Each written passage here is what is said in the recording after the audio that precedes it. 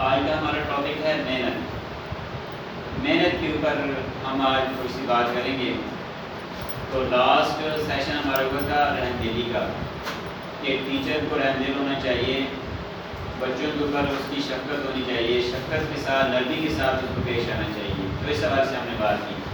تو ہم آج بات کریں گے محنت. اس کے بارے میں بڑا مشہور فقرہ ہم نے پڑھا ہوا بھی ہے, سنا ہوا بھی ہے کہ محنت کبھی رائے گاہ نہیں جاتی. بالکل ایسی بات ہے کہ محنت کا جو ثمر ہے وہ ضرور ملتا ہے, محنت کا جو پھل ہے وہ ضرور ملتا ہے. محنت کبھی رائے گاہ نہیں جاتی, ٹھیک ہے نا. اس محنت کا کسی مذہب کسی مسلک سے کوئی تعلق نہیں ہے. اچھا, جو مسلمان نہیں ہیں اگر وہ محنت کر رہے ہیں تو اللہ پاک ان کی محنت کو بھی ضائع نہیں کرتے, کیونکہ اللہ پاک کو ایک وعدہ اللہ پاک نے کیا ہوا ہے کہ جو محنت کرتا ہے اس کو پھل ملتا ہے. ٹھیک ہے, تو اس حوالے سے کہ محنت کبھی رائے گاہ نہیں جاتی, محنت کے حوالے سے آ جائیں بیٹا, آ جائیں ادھر آ کے ادھر پیچھے بیٹھ جائیں.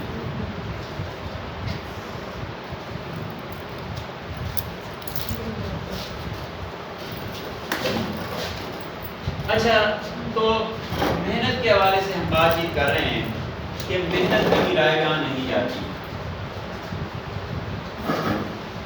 تو جو محنت کرتا ہے وہ منزل کو پا لیتا ہے, جو محنت کرتا ہے وہ کامیابی حاصل کر لیتا ہے, جو محنت کرتا ہے وہ اپنا ٹارگیٹ اچیو کر لیتا ہے. اچھا, محنت رائے گاہ نہیں جاتی, محنت کا پھل ملتا ہے. اس کی ایک مثال میرے ذہن میں آ رہی ہے بمبو ٹری کی. بمبو ٹری,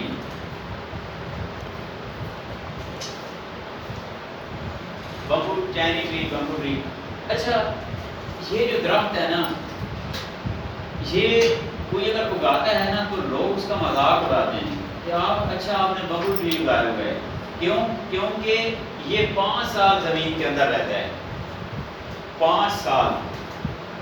اب دیکھیں کتنا لمبا پیریڈ ہے اس بمبو ٹری کا, کہ جو اس کو اگاتا ہے 5 سال یہ زمین کے اندر رہتا ہے, 5 سال اس کو پانی لگایا جاتا ہے, اس کو کھاد وغیرہ اس کی حفاظت کی جاتی ہے. لیکن 5 سال کی محنت کا پھل کیسے ملتا ہے کہ جب یہ زمین سے باہر نکلتا ہے تو 5 ہفتوں میں یہ 60 فٹ تک اس کی گروتھ ہوتی ہے. اور لوگ اس کا مذاق اڑاتے ہیں. کوئی اگر بمبو ٹری کسی نے اگایا ہو نا کہ اچھا آپ نے بمبو ٹری اگایا کہ یہ تو بڑا لمبے عرصے کا کام ہے. تو لیکن وہی بات کہ جب اس محنت کا ثمر ملتا ہے تو اس کی گروتھ پھر میں نے بتائی ہے کہ 5 ہفتوں میں پھر یہ 60 فٹ تک ہوتا ہے. اچھا, ایک کسان تھا, اس کے 4 بیٹے تھے اور چاروں بڑے لیزی تھے, بڑے سست تھے. اب ہوا یوں کہ کسان کا وقت قریب آ گیا, بیمار تھے. انہوں نے اپنے بیٹوں کو اکٹھا کیا اور سمجھایا. پہلے بھی وہ اپنے بیٹوں کو سمجھاتا رہتا تھا لیکن اس کے بیٹے نہیں سمجھتے تھے. اس نے بات بتائی کہ یہ جو ہماری زمین ہے نا اس میں خزانہ چھپا ہوا ہے.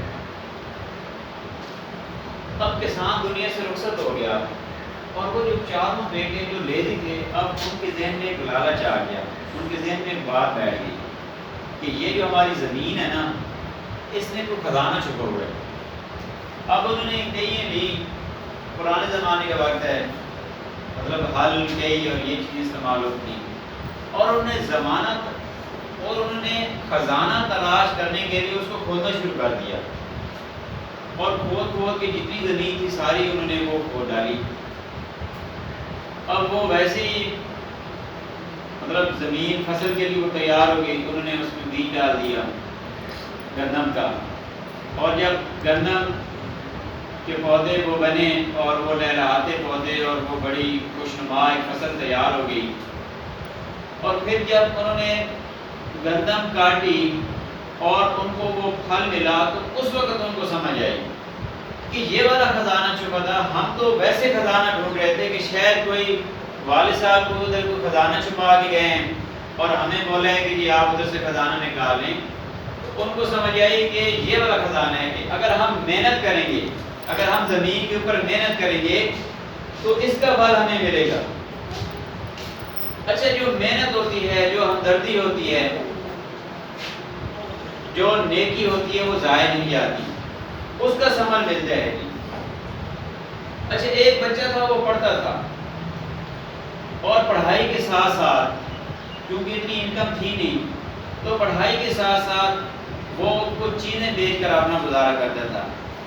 ایک دفعہ ایسے ہوا کہ وہ چیزیں بیچتا بیچتا ایک جگہ کے پہنچا اور اس کا بھوک سے برا حال ہو رہا تھا، اس کو کھانے کی طلب ہو رہی تھی۔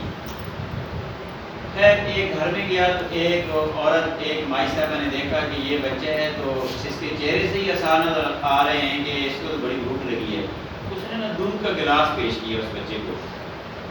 اب دودھ پینے کے بعد اس بچے نے بولا کہ اس کی کیا قیمت ہے؟ تو مائی صاحبہ نے، جو عورت تھی، انہوں نے بتایا کہ بیٹا یہ ہمدردی کی کوئی قیمت نہیں ہے، ہمدردی کی کوئی قیمت نہیں ہوتی، اس دودھ کے گلاس کی کوئی قیمت نہیں ہے۔ تو اب وہ بچہ شکریہ ادا کر کے چلا گیا۔ کئی سال بیت گئے۔ اب وہ جو عورت تھی اس کو ایک بیماری لگی اور سب نے مشورہ دیا کہ اس گاؤں کے جو فلاں ڈاکٹر صاحب ہیں، جو بڑے ایکسپرٹ ہیں اور بڑے مشہور ڈاکٹر ہیں، وہی اس کا علاج کر سکتے ہیں۔ تو خیر پہلے اس نے اپنے علاج معالجہ اس نے کیا، لیکن اس کو آرام نہیں آیا۔ تو وہ اندر اندر سے نا ڈر رہی تھی کہ میرے پاس تو اتنے پیسے بھی نہیں ہیں، میں کیسے علاج اپنا کرا پاؤں گی۔ لیکن کیونکہ بیماری تھی اور جان کا خطرہ تھا تو وہ عورت اس ڈاکٹر صاحب کے پاس چلی گئی۔ خیر ڈاکٹر صاحب نے جیسے ہی دیکھا تو ڈاکٹر صاحب نے نا اس کو پہچان لیا اور اس کا علاج شروع کر دیا۔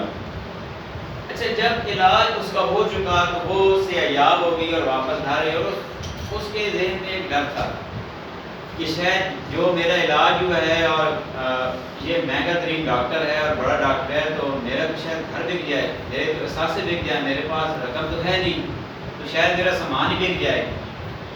لیکن جب اسے پتہ چلا کہ وہ جو اس کا بل تھا میڈیکل کا، اس کے اوپر لکھا ہوا تھا، جب اس کو تحریر کو اس کو پتہ چلا تو وہ لکھا ہوا تھا کہ اس سارے کام کا جو معاوضہ ہے نا وہ ایک دودھ کا گلاس ہے۔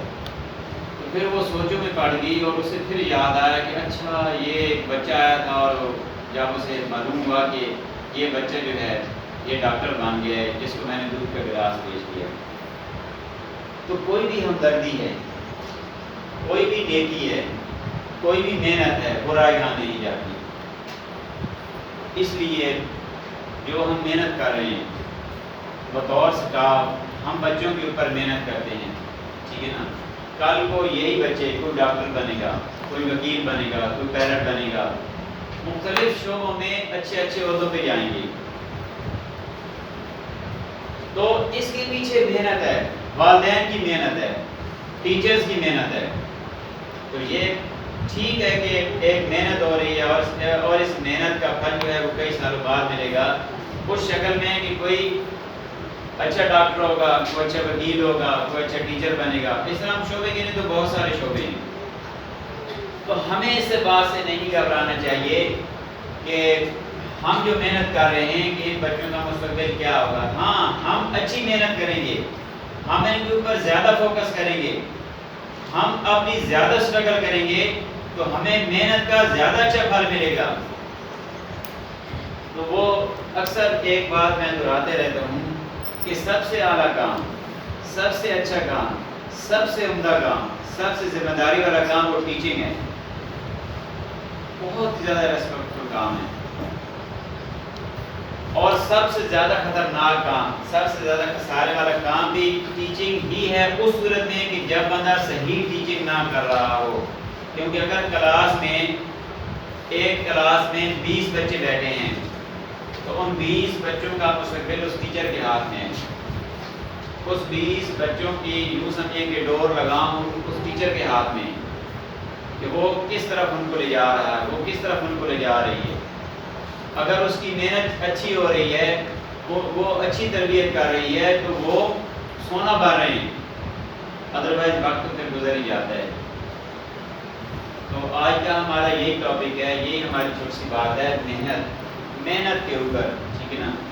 تو کوئی بھی محنت ہے وہ رائے گاہ نہیں جاتی، ہم نے محنت سے گھبرانا نہیں ہے، ہم نے محنت کو جاری رکھنا ہے، اور سب سے عمدہ محنت وہ بچوں کے اوپر ہے کہ اگر ہم بچوں کے اوپر محنت کرتے ہیں، بچوں کا مستقبل بن جاتا ہے، تو اس سے اچھی محنت اور کیا ہو سکتی ہے؟